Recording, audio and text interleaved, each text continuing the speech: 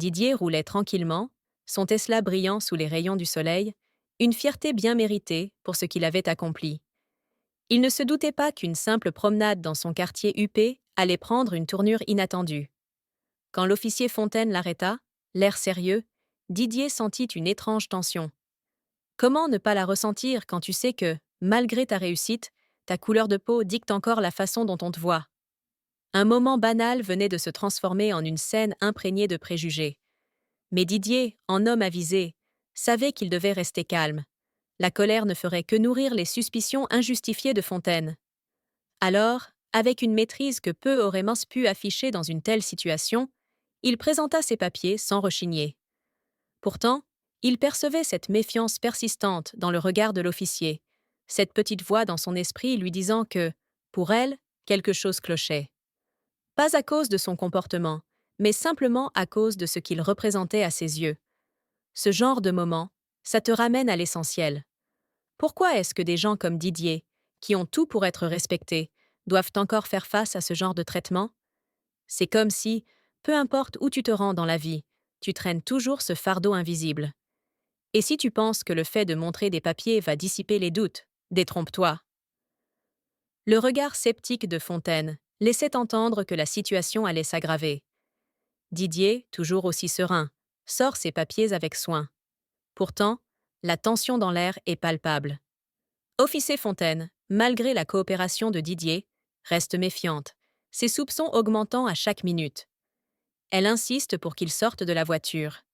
À ce moment-là, tu sens l'injustice prendre forme. Pourquoi cette insistance alors qu'il a tout fait correctement? Didier sait qu'il doit faire attention, car une erreur, même involontaire, pourrait être interprétée comme un signe de culpabilité. La situation devient de plus en plus oppressante, et Didier peut sentir le regard de Fontaine peser lourdement sur lui. Son ton autoritaire n'a rien d'amical, et chaque mot qu'elle prononce semble charger l'air d'une tension supplémentaire. Dans ces moments-là, il est facile de se laisser emporter par l'injustice, de réagir avec frustration, mais Didier reste calme.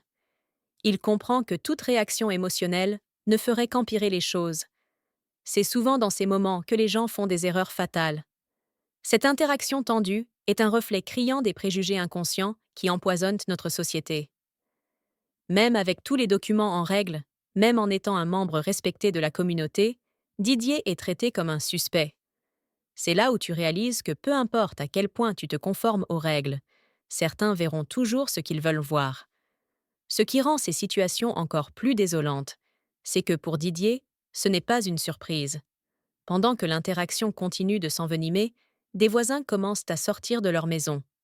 Certains jettent un regard furtif depuis leurs fenêtres, tandis que d'autres s'approchent discrètement pour observer la scène de plus près. Curieusement, au lieu de se montrer solidaires, la plupart des spectateurs semblent pris d'une sorte de malaise silencieux. Didier, un homme respecté dans son propre quartier, se retrouve soudainement jugé par ceux avec qui il partage pourtant ses rues. C'est une drôle de sensation, n'est-ce pas? De savoir que ceux que tu croises chaque jour peuvent te tourner le dos en un clin d'œil, sans même vraiment connaître la situation. Le poids du regard des autres devient écrasant. Certains ne disent rien, mais leurs expressions parlent d'elles-mêmes. On voit bien qu'ils se demandent ce qu'il a bien pu faire pour mériter une telle attention de la police. Leur silence n'est pas seulement de l'inaction, c'est une forme de jugement en soi, et Didier le ressent profondément. Il n'y a rien de plus désorientant que de se sentir étranger dans un lieu où tu devrais te sentir chez toi. Alors qu'il affronte les soupçons infondés de l'officier Fontaine, Didier se rend compte que l'injustice ne vient pas seulement de ceux en uniforme, mais aussi des voisins silencieux, des visages familiers qui détournent le regard au lieu d'agir. C'est souvent dans ces moments que tu vois les vraies couleurs des gens autour de toi. Alors que la situation semble s'enliser dans l'injustice, Didier sent la pression monter. Il demande calmement à pouvoir appeler quelqu'un, un avocat peut-être, ou un proche. Cependant, cette simple requête semble agacer davantage l'officier Fontaine, qui commence à perdre son sang-froid. Le ton devient plus agressif, et Didier comprend que l'interaction a pris une tournure bien plus dangereuse. En un instant, ce qui était un contrôle routier banal se transforme en un véritable affrontement. Les renforts arrivent rapidement. Plusieurs véhicules de police entourent maintenant Didier et sa voiture. Ce qui avait commencé comme un simple contrôle de routine a désormais l'allure d'un stand-off. Tu vois, ce genre de situation illustre à quel point les choses peuvent dégénérer rapidement quand les préjugés sont impliqués. L'intensité augmente, et Didier est pris dans une spirale où la seule issue semble être une escalade de la confrontation. Pourtant, il sait qu'il doit garder son calme, car toute réaction pourrait être utilisée contre lui. L'ironie, c'est que plus Didier coopère, plus la situation s'aggrave. L'arrivée des renforts ne fait qu'amplifier l'impression qu'il est coupable de quelque chose. C'est là que la spirale de la méfiance prend toute son ampleur. Chaque demande raisonnable de Didier est interprétée comme une menace. Cela te fait réaliser que dans de telles situations, la logique et la justice sont souvent éclipsées par les émotions et les biais personnels de ceux qui détiennent le pouvoir. L'arrivée du lieutenant Jean-Luc Durand aurait pu calmer la situation, mais c'est tout le contraire qui se produit.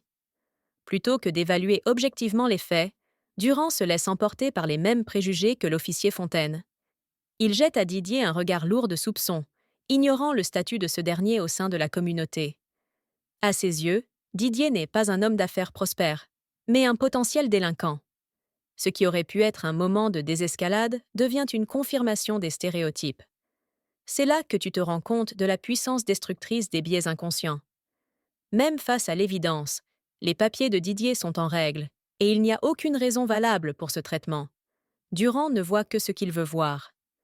La réalité, pour lui, se conforme à ses attentes préconçues. Le racisme ne se manifeste pas toujours sous la forme de violence directe. Parfois, c'est cette simple incapacité à voir quelqu'un pour ce qu'il est réellement, à cause de la couleur de sa peau.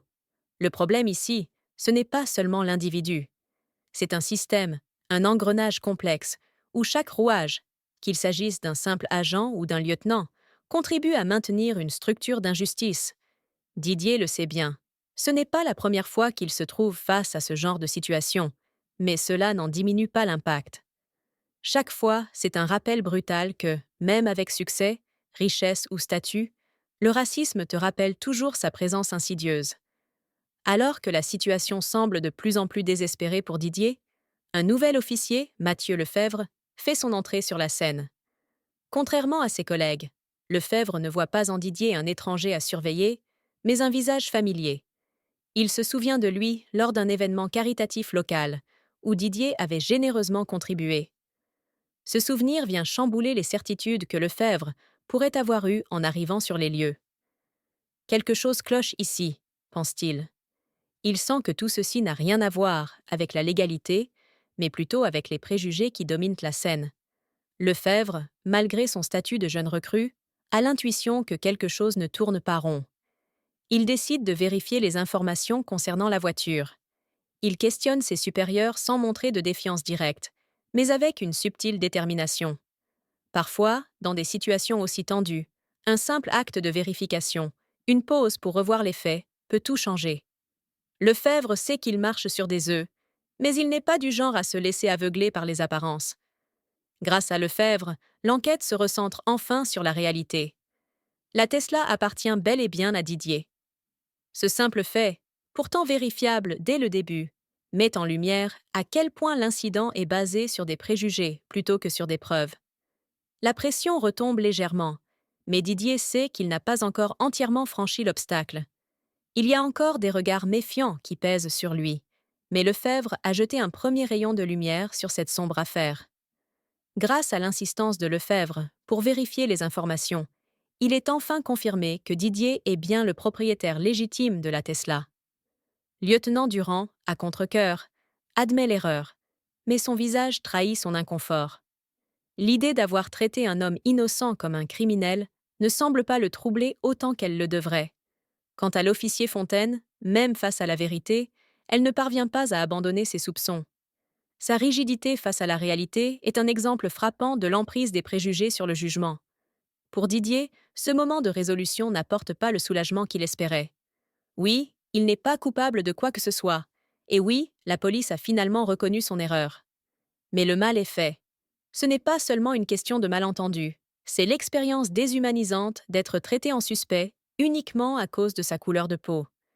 La justice a peut-être été rétablie sur le papier, mais dans l'esprit de Didier, cette expérience ne disparaîtra pas aussi facilement. Alors que les forces de l'ordre se dispersent, Didier est laissé seul avec ses pensées. Il sait que cette situation aurait pu se terminer bien différemment si Lefebvre n'avait pas été là. L'intervention d'une seule personne peut parfois suffire à changer le cours d'une histoire, mais cela ne devrait jamais être nécessaire. Le système devrait protéger, pas cibler. Mais Didier sent que cette histoire, comme tant d'autres, continuera de se répéter à moins qu'un véritable changement de mentalité ne survienne.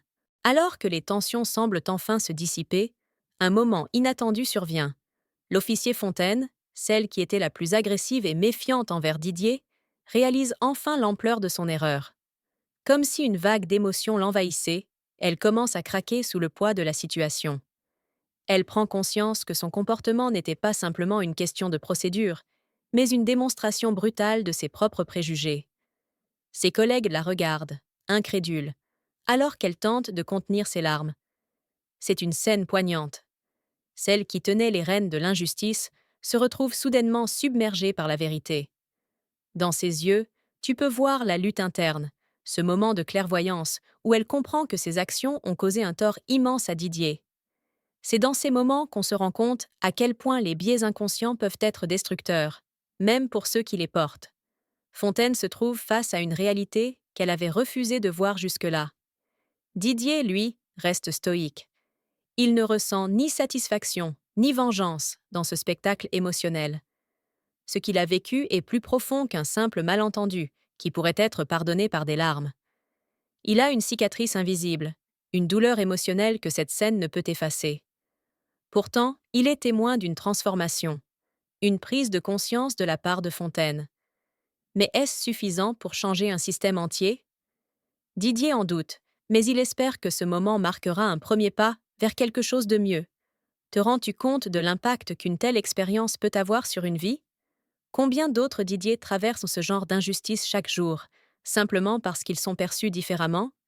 Ce que tu viens de lire n'est qu'un exemple parmi tant d'autres, et cela devrait t'inciter à réfléchir. Comment réagirais-tu à sa place? Qu'est-ce que tu ferais si, demain, tu te trouvais confronté à des préjugés aussi flagrants? Il est temps d'agir, de te positionner contre ce système qui broie des vies. Peut-être qu'il est temps pour toi de devenir une voix, de prendre part à ce combat pour l'égalité. N'attends pas que ce genre de situation se produise dans ta propre vie ou dans celle de tes proches. Engage-toi, dès maintenant, pour un changement. Et surtout, n'oublie pas de t'abonner à la chaîne et d'activer les notifications. Ensemble, continuons à apprendre, à comprendre et à lutter contre l'injustice. Parce qu'il est grand temps que les choses changent.